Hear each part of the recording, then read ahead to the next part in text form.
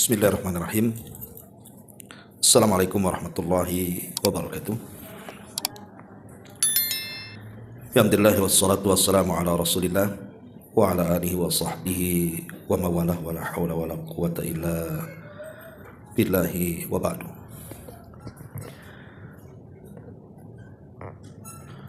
Alhamdulillah, segala puja dan puji hanya milik Allah Subhanahu wa taala. Salawat dan juga salam kita hadiahkan kepada Rasul kita Nabi besar Muhammad sallallahu alaihi wa ala alihi wasallam. An Abi Hurairah radhiyallahu anhu qala Rasulullah sallallahu alaihi wa ala alihi wasallam, man ahabba an yubsata lahu fi rizqihi wa an yunsa'alahu fi atharihi falyasil rahimahu. Akhrajahul Bukhari. Dari Abu Hurairah radhiyallahu an, dia mengatakan Nabi sallallahu alaihi wasallam bersabda, barang siapa yang ingin rizkinya dilapangkan dan umurnya dipanjangkan, hendaklah dia berhubungan menyambung silaturahim. Hadis ini dikeluarkan Imam Bukhari. Wa an Jubair ibn Mut'im radhiyallahu anhu qala Rasulullah sallallahu alaihi wasallam, la yadkhulul jannata qati'un, ya'ni qati'ar rahimin. Muttafaqun alaih.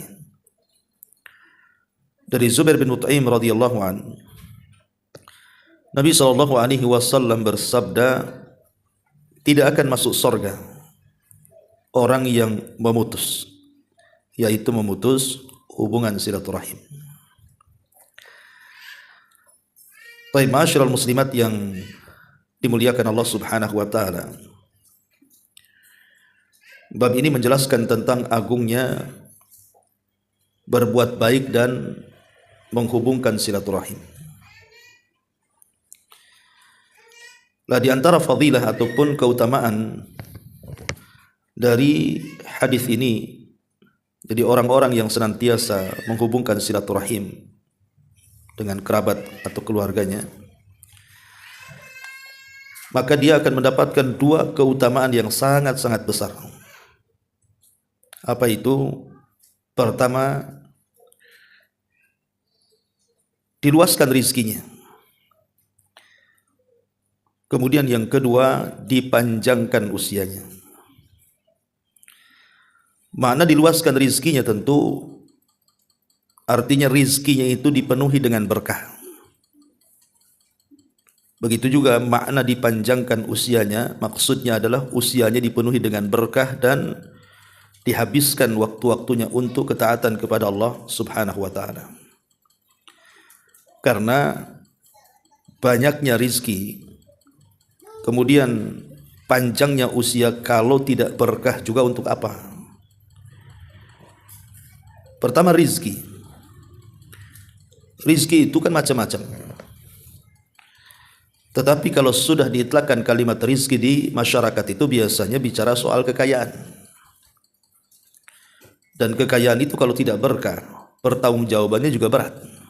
Karena soalannya kan dua. Dari mana kau dapatkan, kemana pula kau belanjakan. Begitu juga panjangnya usia. Kalau tidak berkah itu juga, usia ini kan akan ditanya di hadapan Allah Subhanahu wa taala. Sebagaimana hadis Nabi sallallahu alaihi wasallam, la tazulu qadama 'abdin hatta yus'al an arba. Akan ditanya anak Adam itu sebelum kakinya melangkah ke titian dengan 4 soalan. Salah satunya apa? An umrihi fima afna. Tentang umurnya, kemana dia habiskan. Wa an syababihi fima ablah. Tentang masa mudanya, kemana dia lampiaskan.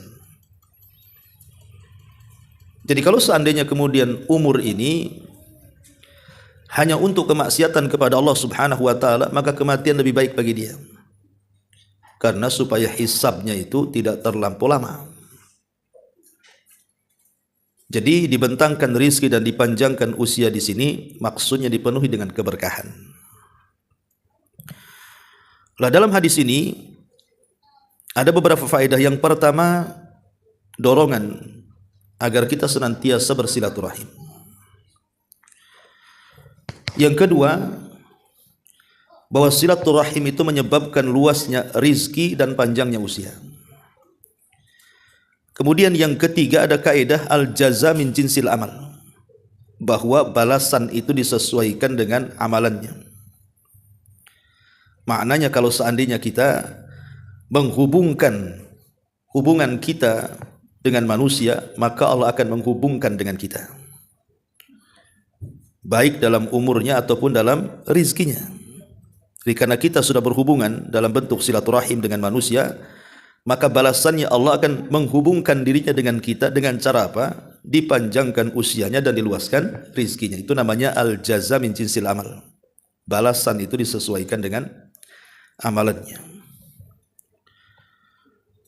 Kemudian juga di sini ada itsbatul asbab, mencari sebab. Di mana seseorang itu ketika ingin diluaskan rizkinya tidak bisa hanya berdoa meminta rizki banyak. Ataupun ketika kita berdoa kepada Allah minta dipanjangkan usianya, bukan hanya duduk di tempat sholat kemudian mengangkat kedua tangan dan meminta, ya Allah panjangkan usia saya. Tapi doa itu tidak akan manfaat kecuali ada sebab. Cari sebabnya. Lah salah satu sebab daripada kedua perkara tersebut adalah dengan cara silaturahim. Jadi doa saja tidak cukup, harus ada sebab. Lah salah satu, ya banyak sebabnya yang menjadikan umur panjang, rizki luas ini. Cuman salah satu sebab yang disebutkan dalam hadis ini adalah bersilaturahim. Tetapi walaupun demikian, namanya rizki dan umur itu tidak mungkin seorang hamba itu diwafatkan kecuali Allah sempurnakan rizkinya. Lan tamuta nafsun hatta tastawfiya rizquha wa ajaluha, kata Rasul. Tidak mungkin jiwa itu diwafatkan sampai disempurnakan rizki dan ajalnya. Artinya rizki dan ajal itu sudah ditakdirkan oleh Allah Subhanahu wa taala. Tapi yang dimaksud di sini artinya dalam catatan para malaikat. Jadi kalau dalam catatan malaikat itu si anu usianya 50 tahun, karena bersilaturahim maka diubah menjadi 60 tahun. Dalam catatan malaikat si fulan itu rizkinya sekian, tapi karena silaturahim maka dicatat sekian, dirubah. Tetapi yang di Lauhil Mahfud dia tidak berubah. Dan malaikat tidak tahu isi yang di Lauhil Mahfud. Dia hanya mencatat sebagaimana yang diperintahkan Allah Subhanahu wa taala. Baik, sebelum kita bicara soal pentingnya silaturahim dan itu menyebabkan seseorang itu dipanjangkan umurnya. Karena ada hadis lain juga yang mengatakan silaturahim tazidu fil umri, bahwa silaturahim itu bisa menambah dalam umur. Jadi ada amalan-amalan yang dengan amalan-amalan itu seseorang itu bisa diberkahi umurnya. Salah satu berkah umur itu adalah dipanjangkan usianya, atau mungkin tidak panjang usianya tetapi dia memiliki pahala seolah-olah pahala itu menjangkau usia yang panjang. Umpamanya usianya 40 tahun, tapi dia punya pahala seolah-olah dia itu beribadah sampai 100 tahun. Nah, itu juga makna dipanjangkan umur itu. Jadi bisa bermakna panjang umur itu ya hakikatnya seperti itu, dari 40 tahun jadi 50 tahun, atau tetap usianya 40 tahun tetapi dia punya amalan yang seolah-olah dia punya usia lebih daripada itu.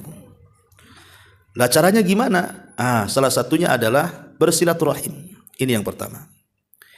Kemudian yang kedua, husnul khuluqi wal ihsan ilal jari. Berusaha untuk memperbaiki akhlak dan berusaha untuk berbuat baik kepada tetangga. Karena ada hadis mengatakan silaturrahimi wa husnul khuluqi wa husnul jiwari ya'murani diyari wa yazidani fil a'mari. Kata Nabi SAW, bersilaturahim, kemudian meningkatkan akhlak yang baik, kemudian berbuat baik kepada tetangga, maka amalan-amalan ini bisa membawa kekayaan di dunia dan bisa menambah umur di dunia. Lihat di sini ada 3 amalan dalam hadis ini. Pertama silaturahim, yang kedua baik akhlak, dan yang ketiga berbuat baik kepada tetangga. Maka berbuat baik kepada tetangga salah satunya adalah membawa kekayaan dan menambah umur. Makanya baik-baik dengan tetangga pun. Berarti kesimpulan atau mafhum mukhalafah, pemahaman kebalikan dari hadis ini, kalau ibu berbuat jahat kepada tetangga, siap-siap saja Bu. Berarti pendek umurnya tuh. Ya karena kebalikan dari hadis ini kan begitu. Kalau berbuat baik kepada tetangga panjang umurnya. Nanti kalau tidak baik ya segitu saja umurnya. Dan segitu juga rezekinya. Nah, ini yang kedua. Yang ketiga, di antara amal-amal yang atau umur-umur yang diberkahi oleh Allah Subhanahu wa taala yang ia habiskan usianya itu untuk zikrullah azza wajalla. Berzikir kepada Allah Subhanahu wa taala. Disebutkan dalam hadis Sa'ad bin Abi Waqqas radhiyallahu anhu. Jadi kami, kata Sa'ad, pernah duduk-duduk bersama Nabi sallallahu alaihi wasallam. Tiba-tiba Nabi mengatakan, "Ayajizu ahadukum an yaqsiba kullu yaumin alfa hasanah." Lemahkah salah seorang di antara kalian untuk mendapatkan pahala setiap hari 1000 kebaikan? Ya Rasul bertanya, apakah kalian tidak bisa kalau dalam sehari itu dapat kebaikan atau mengumpulkan kebaikan sampai 1000, kata Rasul. Maka heran para sahabat ini dan mengatakan, kaifa yaqsibu ahaduna alfa hasanah? Ya Rasul, mana mungkin seseorang itu dalam satu hari bisa melakukan 1000 kebaikan? Itu macam mana caranya? Maka Nabi SAW mengatakan, yusabbihu mi'ata tasbihatin fayuktabu lahu alfu hasanah wa yukhattu anhu alfu khatiyah. Bertasbihlah dalam satu hari itu 100 tasbih. Subhanallah, subhanallah, subhanallah sampai 100. Maka dengan 100 tasbih itu telah dicatat bagimu 1000 kebaikan dan dicatat bagimu penghapusan kesalahan. Jadi 1000 dicatat kebaikan dan 1000 dihapus kesalahan. Hanya mengucapkan tasbih saja Bu. Subhanallahil azim, subhanallah, subhanallah, gitu saja 100 kali. Karena kan setiap kebaikan itu kan dilipat gandakan 10 kali lipat Bu. Setiap kebaikan itu dilipat gandakan 10 kali lipat. Dan 100 kali 10 ya 1000 jadinya kan jatuhnya. Itulah yang dimaksud oleh Nabi SAW. Kalau ingin kita mendapatkan 1000 kebaikan, yang kalau seandainya orang melakukannya dengan sengaja berbuat baik, 1000 kebaikan itu perlu berapa hari itu? Perlu umur yang panjang kan Bu? Tetapi tidak perlu Allah berikan umur untuk mendapatkan pahala sebanyak itu. Cukup dengan amalan yang ringan tetapi pahalanya mendulang. Lah inilah dengan cara bertasbih 100 kali dalam sehari. Berarti kita sudah mengumpulkan 1000 kebaikan, bahkan keburukan kita pun akan dihapus 1000 keburukan. Subhanallah ya. Ini yang ketiga. Bahkan ada juga hadis Nabi SAW, hadis Juwairiyah radhiyallahu anha. Jadi Juwairiyah ini dia mengatakan Nabi SAW pernah keluar dan dia sedang sholat. Jadi Juwairiyah kan istri Nabi. Dia sedang sholat duha. Kemudian Nabi SAW keluar. Kemudian setelah keluar kembali ke rumahnya. Dan Juwairiyah itu masih tetap duduk di tempat ibadahnya. Kemudian Rasul bertanya, wahai Juwairiyah, apakah engkau masih seperti itu ketika aku keluar dan kembali? Kata Juwairiyah, iya wahai Rasul. Maka Nabi SAW mengatakan, laqad qulta ba'daki arba kalimati thalath. Law wuzinat atau law wuzinti atau law wuzinat bima qulti mundul yaum lawazanat khunna. Kata Nabi, maukah kuajarkan kepadamu 4 kalimat yang kalau engkau ucapkan maka itu sama dengan amalanmu yang dari tadi ibadah saja di situ. Maka kata Juwairiyah mengatakan, tentu ya Rasul, apa kalimat itu? Maka Rasulullah mengatakan, subhanallah wa bihamdihi adada khalqihi wa ridha nafsihi wa zinata arshihi wa midada kalimati. Ini 4 kalimat. 1, subhanallah wa bihamdihi. Yang kedua, adada khalqi wa ridha nafsi. Kemudian yang ketiga, wa zinata arsy. Kemudian yang keempat, wa midada kalimati. Maka kata Nabi SAW, kalau engkau baca 3 kalimat ini, itu pahalanya lebih besar dibandingkan engkau duduk dari tadi seperti itu. Dilihat bagaimana Nabi SAW meringankan dengan amalan-amalan yang mudah, tetapi menjangkau pahala-pahala yang kalau diraih dengan amal soleh itu melelahkan. Artinya zikir ini memang luar biasa, ya, bisa menjadikan umur kita berkah. Ini yang ketiga. Yang keempat adalah al-iktsar minas salati fil haramaini syarifaini, memperbanyak salat di 2 Masjidil Haram.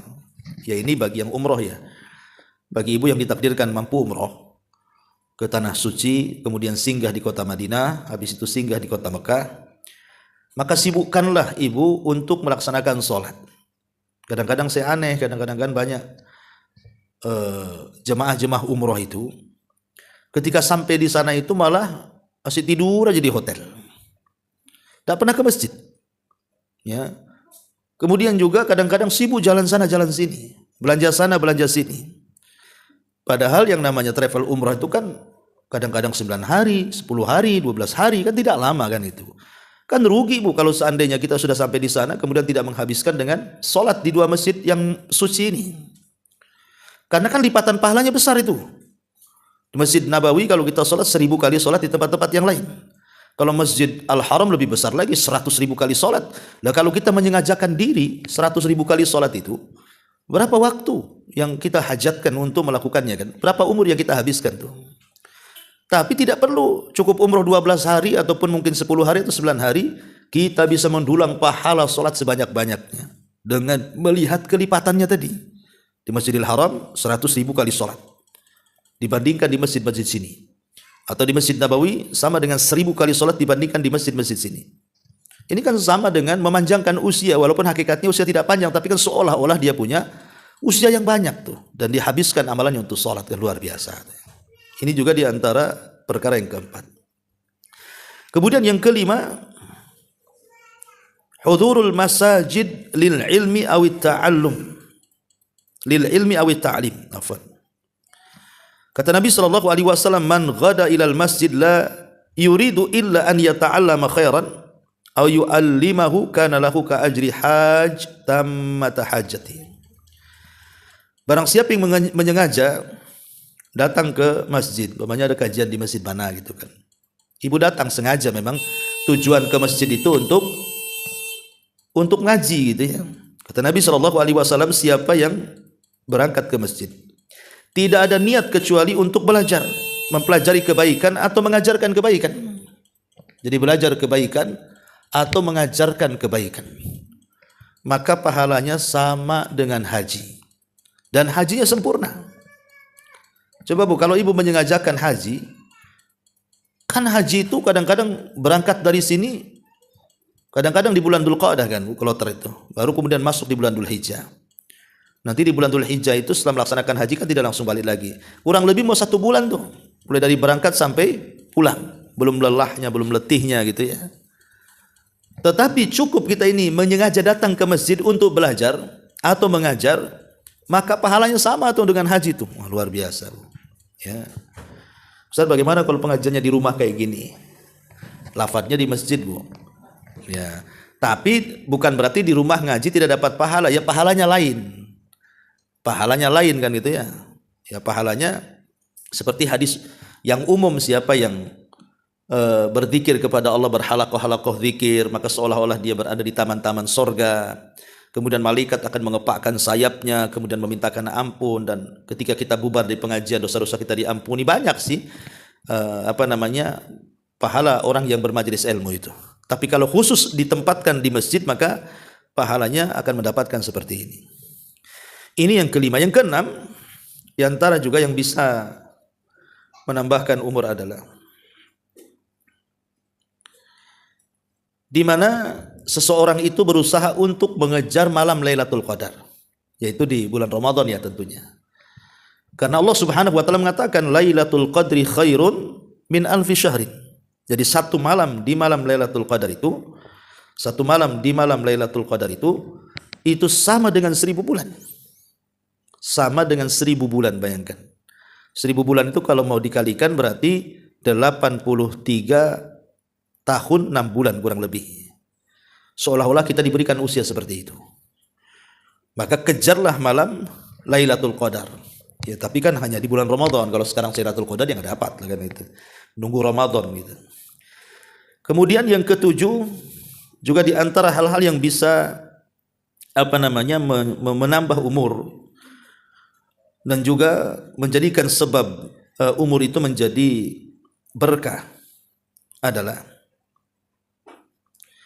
seseorang yang terbiasa melakukan amal soleh. Jadi ibu biasa sholat malam, biasa sholat duha, biasa baca Quran, biasa zikir gitu kan. Kemudian Allah Subhanahu wa ta'ala takdirkan, kemudian ibu meninggal dunia. Ya.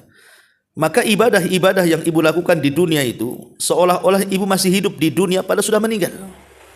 Karena ibadah-ibadah kebiasaan yang ibu lakukan di dunia yang bermanfaat setelah kematiannya. Makanya kenapa seorang muslim itu harus cerdas. Ya, cari amalan-amalan yang amalan-amalan itu bisa mengantarkan sampai kepada kuburannya walaupun ibu sudah meninggal. Seperti sedekah umpamanya. Ya, sedekah yang mengalir. Ataupun ilmu yang ibu dakwahkan kepada orang lain. Atau ibu punya anak soleh yang mendoakan ibu, atau ibu mendakwahkan kepada kawan sehingga dia sadar ketika ibu meninggal, kawannya mendoakan terus sama ibu karena sebab ibulah dia dapat hidayah.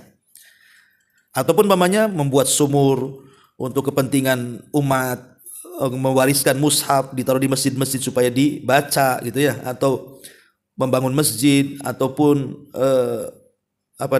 menanam pohon kurma atau pohon-pohon yang lain kemudian buahnya disedekahkan dan begitu seterusnya. Ibu sudah mati, pohonnya masih hidup dan terus jadi sedekah kan itu. Nah itu kan amalan-amalan yang akan sampai ke kuburan walaupun dia sudah mati kan seolah-olah hidup bu, karena amalannya itu pahalanya terus mengalir. Nah ini juga hal-hal yang perlu dipahami bahwa ada perkara-perkara yang bisa menambahkan umur.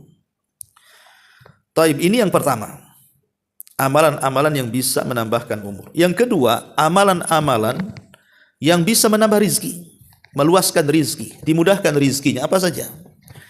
Pertama, takwa. Ya tentu bertakwa kepada Allah Subhanahu wa ta'ala dengan menjalankan perintah, menjauhi larangan, menikmati yang dihalalkan, menjauhi yang diharamkan, kemudian istiqomah di situ. Maka Allah mengatakan, wa man yattaqillah yaj'al lahu makhraja wa yarzuqhu min haitsu la yahtasib. Barang siapa yang bertakwa kepada Allah, Allah akan carikan jalan keluarnya. Dan Allah Subhanahu wa ta'ala akan berikan rizki dari arah yang tidak disangka-sangka. Ini yang pertama. Ya, singkat-singkat saja. Kemudian yang kedua, istighfar. Banyak istighfar. Karena Allah mengatakan dalam surah Nuh ayat 10-12 itu, faqultu astaghfiru rabbakum innahu kana ghafara. Yursilis sama 'alaikum midrara wa yumdidkum bi amwalin wa banin wa yaj'al lakum jannatin wa yaj'al lakum anhara. Maka Allah Subhanahu wa ta'ala menghikayatkan Nuh ketika bicara dengan kaumnya. Maka aku katakan, beristighfarlah kepada Rabb kalian karena Dia zat yang Maha Pengampun.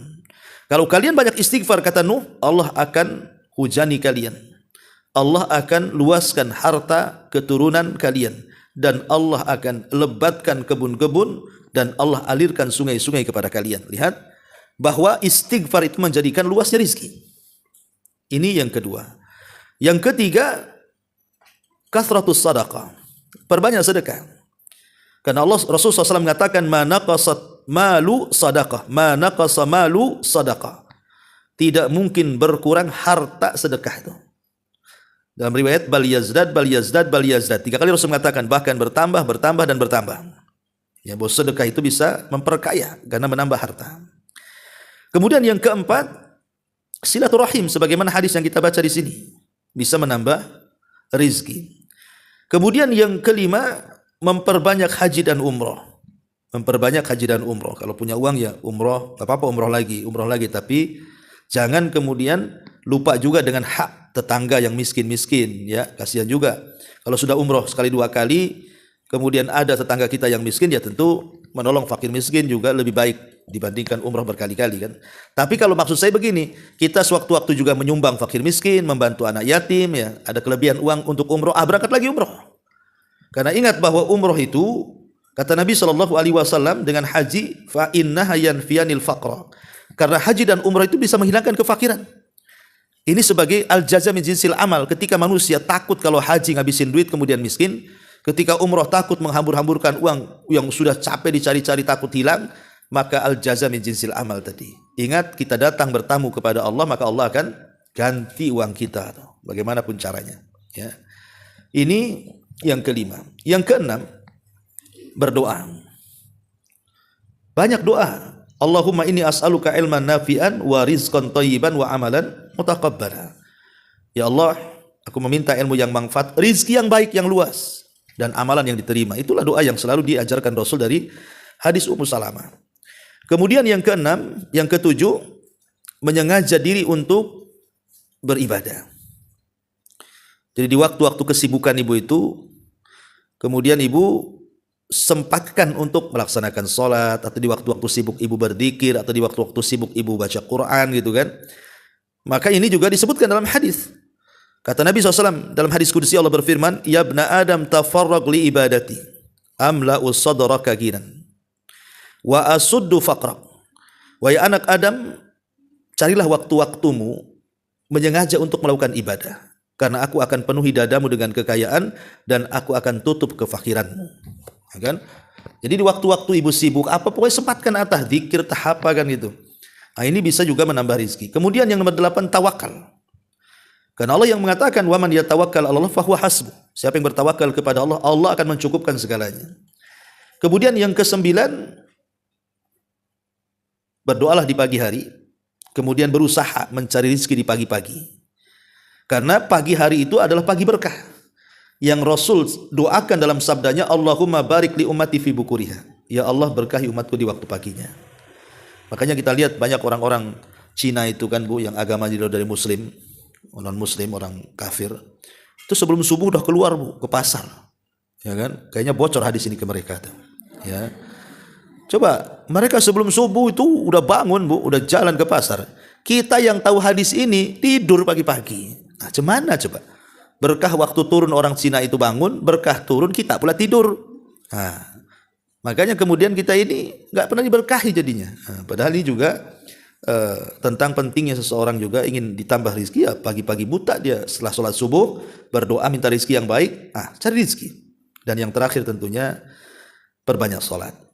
Karena Allah Subhanahu wa taala mengatakan wa'mur ahlaka bis sholati wastabir 'alaiha nahnu nas'aluka rizqan nahnu narzuquka wal aqibatu littaqwa. Perintahkan keluargamu untuk salat dan bersabar. Kami tidak meminta rizki, kami yang kasih rizki, dan akibat yang baik bagi orang-orang bertakwa, kata Allah. Nah, inilah diantara 10 perkara yang bisa melapangkan rizki. Nah, kembali kepada tema di sini, Nabi SAW mengatakan bahwa kalau ingin dipanjangkan umurnya, ingin pula kemudian diluaskan rizkinya, maka bersilaturahim. Ketika Nabi SAW bicara soal silaturahim, maka Nabi SAW mengatakan apa? Al-wasil laisal wasilu bil mukafi. Laisal wasilu bil mukafi. Bukanlah orang yang menghubungkan silaturahim itu dengan sistem barter. Sistem barter itu begini Bu. Kalau dia telepon baru aku telepon. Ya, kalau dia SMS ku balas SMS. Kalau dia datang, ya aku datang juga sama dia. Kalau dia datang bawa makanan, ku juga datang bawa makanan. Itu namanya barter Bu. Kalau dia datang, ku datang. Kalau dia WA, ku WA. Ya, bukan begitu silaturahim itu. Tapi silaturahim itu kata Rasul, kalau saudara kita memutuskan, kita yang menyambungkan. Jadi yang menyambungkan itulah yang disebut dengan silaturahim. Tapi yang tersambung gara-gara kita menyambungkan, dia tidak silaturahim. Karena dia menggunakan barter. Gara-gara kita menghubungkan ke dia, dia baru berhubungan dengan kita. Jadi yang silaturahim itu yang pertama tadi yang menghubungkan. Nah, itulah silaturahim. Makanya Rasul mengatakan laisal wasil bil mukafi. Walakin al-wasil alladzi idza quti'at rahimuhu wasalaha. Jadi orang yang silaturahim itu kalau kerabatnya memutuskannya, dia berusaha untuk menyambungkannya. Dan ingat bahwa ar-rahim, silaturahim, kalimat ar-rahim itu tergantung di arsy Allah. Dan dia mengatakan man wasalani wasalahullah wa man qata'ani qata'ahullah. Jadi rahim itu akan bicara di arsy Allah itu dan mengatakan siapa yang menyambungkan denganku, Allah akan sambungkan dengannya. Siapa yang memutuskan denganku, maka Allah akan putuskan dengannya. Jadi bahaya sekali ya kalau kita mutus silaturahim itu berarti kita memutuskan tali hubungan kita dengan Allah Subhanahu wa taala. Karena begini, Bu, di antara keutamaan silaturahim itu yang pertama, silaturahim itu kan alamat iman. Alamat keimanan seseorang. Karena Rasul yang mengatakan, "Man kana yu'minu billahi wal yaumil akhir falyasil rahimahu." Siapa yang beriman kepada Allah dan hari akhir, sambungkan silaturahim, kan itu. Jadi itu bentuk alamat iman. Yang kedua itu sebab kita diberkahi masalahnya, baik dalam rezeki ataupun umur sebagaimana hadis yang kita baca di sini. Ya, bahkan lebih daripada itu, silaturahim itu sebab di mana Allah akan menghubungkan dengan kita. Allah akan menghubungkan talinya dengan kita, dan kalau kita tidak terputus tali kita dengan Allah, maka hajat apapun yang kita butuhkan pasti Allah akan mengabulkannya. Dan lebih daripada itu, silaturahim itu sebab masuk surga. Kata Rasul, "Ya ayyuhan nas, absus salam wa atimut ta'am wasilul arham wa sallu bil laili wan nasu niyam tadkhulul jannata bis salam." Wahai manusia, sebarkan salam, kasih makan orang susah, bersilaturahimlah, salatlah tengah malam, maka kalian akan masuk surga dengan selamat. Dan banyak lagi keutamaan tentang silaturahim, dan juga kutukan orang-orang yang tidak bersilaturahim, maka akan terancam dengan tidak akan dimasukkan ke dalam surga. La yadkhulul jannah, maksudnya la yadkhulul jannah ini tidak akan masuk surga awalian, dari rombongan orang yang awal-awal masuk surga. Artinya masuk surganya akhir-akhir. Siapa? Al-qati, orang yang memutus silaturahim. Wallahu a'lam bishawab. Ini diantara faedah hadis yang kita baca. Tapi sebelum saya tutup, silakan.